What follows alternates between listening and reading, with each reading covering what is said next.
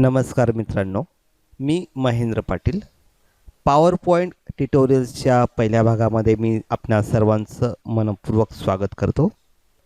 चला तर मग सुरुवात करूया. सर्वात आधी आपण पॉवर पॉईंट ओपन करूया. पॉवर पॉईंट ओपन केल्यानंतर आपल्यासमोर अशा प्रकारची स्क्रीन दिसते. यामध्ये आता काय काय भाग आहेत त्यांची आपण आधी ओळख करून घेऊया. हा जो वरचा भाग जो तुम्हाला दिसतो आहे, या संपूर्ण भागाला म्हणतात रिबन. Power point ribbon. आता पॉवर पॉईंट रिबन म्हणजे काय? Collection of tabs.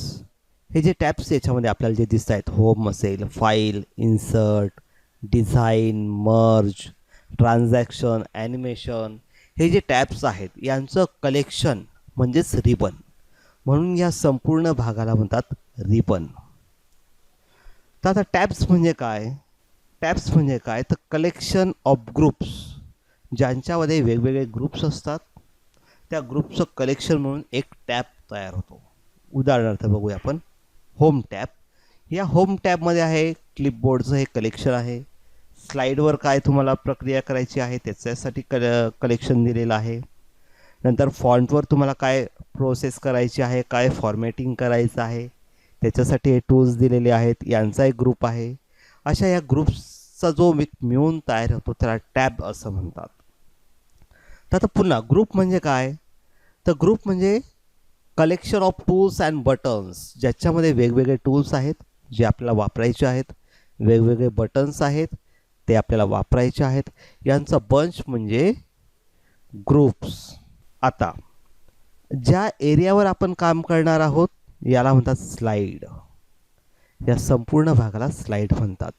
हा आपला वर्किंग एरिया आहे. बघा, लक्ष द्या. हा जो पूर्ण तुम्हाला व्हाईट कलरचा जो भाग दिसतोय याला स्लाईड म्हणतात. या बाजूला जे आपल्याला दिसत आहे याला म्हणतात थंबनेल्स. खालच्या बाजूला हा आहे आपला स्टेटस बार.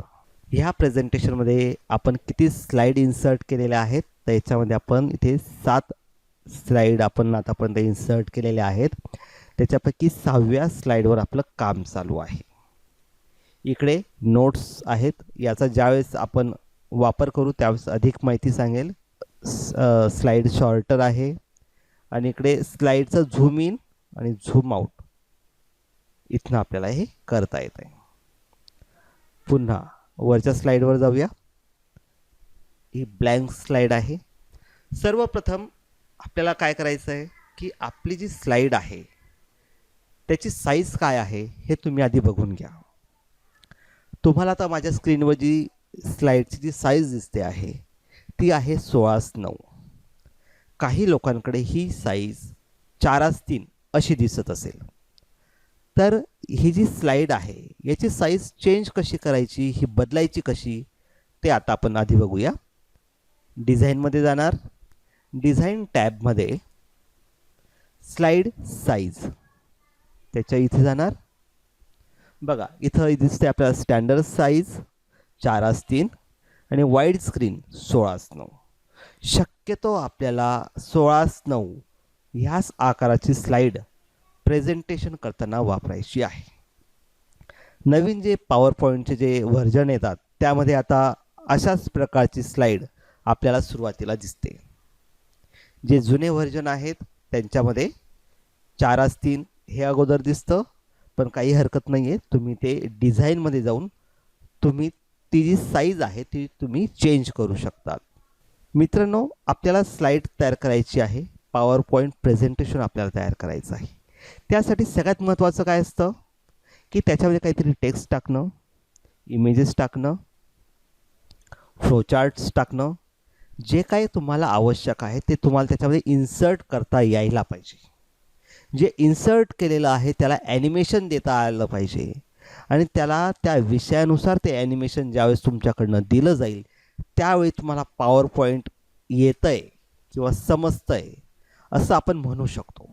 नुसतं त्याच्यामध्ये आकृत्या टाकायच्या, काहीतरी चित्र टाकायचे, टेक्स्ट काहीतरी टाकायचे आणि त्याला तुम्ही जर ॲनिमेशन नाही दिलं तर त्याचा इतका परिणाम, चांगला परिणाम, त्याचा इम्पॅक्ट विद्यार्थ्यांवर म्हणा किंवा तुम्ही ज्याच्यासाठी ते प्रेझेंटेशन करत आहेत त्यांच्यासाठी म्हणा ते होणार नाही.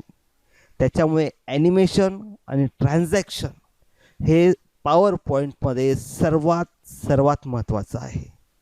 त्याच्यामुळे ते शिकणं हा आपला मूळ उद्देश आहे. पण आता आपली सुरुवात आहे, म्हणून आपण त्या भागाकडे लवकरच जाऊया. मित्रांनो, ह्या व्हिडिओपुरता इतकंच. पुन्हा भेटूया आपण नवीन व्हिडिओमध्ये. तोपर्यंत धन्यवाद.